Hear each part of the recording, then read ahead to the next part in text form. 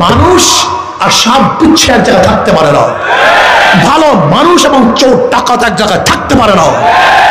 ভালো মানুষ আসবে, ডাকাতরা পালাতে বাধ্য হবে। ভালো মানুষ আসবে না, ডাকাতরা সেখানে থাকবেই, অভয় অরণ্য গ্রহণ করবে, ফিরাতেও পারবেন না।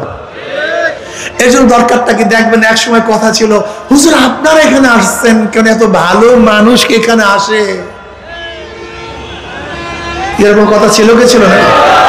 অথচ এই কাজটা সবচেয়ে ভালো কাজ, সবচেয়ে উত্তম কাজ। আচ্ছা বলেন তো, নবী আলাইহিস সালাতু ওয়াস সালাম যেই কাজটা করেছেন সেই কাজটা ভালো না খারাপ? একসাথে বলেন নাই কিন্তু সব। আমার নবী আলাইহিস সালাতু যেই কাজটা করেছেন ভালো না খারাপ? খোলাফায়ে রাশিদিন আবু বকর রাদিয়াল্লাহু তাআলা, ওমর ইবনে খাত্তাব রাদিয়াল্লাহু তাআলা, ওসমান রাদিয়াল্লাহু তাআলা, আলী মুর্তজা রাদিয়াল্লাহু তাআলা যে কাজটা করেছেন ভালো না খারাপ?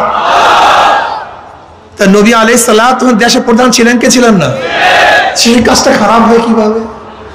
আবু বকর রাদিয়াল্লাহু দেশের প্রধান ছিলেন কে ছিলেন না? সেই কাজটা খারাপ হয় কিভাবে? ওমর ইবনে খাত্তাব রাদিয়াল্লাহু ভালো রাষ্ট্রের প্রধান ছিলেন কে ছিলেন না? সেই কাজটা খারাপ হয় কিভাবে? ওসমান রাদিয়াল্লাহু আনহু দেশের প্রধান ছিলেন, আলী রাদিয়াল্লাহু তাআলা দেশের প্রধান ছিলেন। যদি তারা দেশের প্রধান হয়ে কাজ করেন সেই কাজটা খারাপ হয় কিভাবে? আমি তো মনে করি সেই কাজটা সর্বশ্রেষ্ঠ কাজ, সবচেয়ে ভালো কাজ। কিন্তু কাজটাকে ছেড়ে দেওয়ার কারণে গুন্ডা বদমাশ এটাকে দখল করেছে।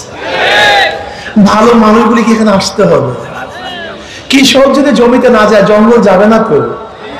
ঘরের মালিক ঘরে না ঢুকলে সাপ বিচ্ছু সেখান থেকে দৌড়াবে না তো? এর জন্য ভালো মানুষদেরকে অবশ্যই রাজনীতিতে আসতে হবে। কোনো সন্দেহ আছে? আচ্ছা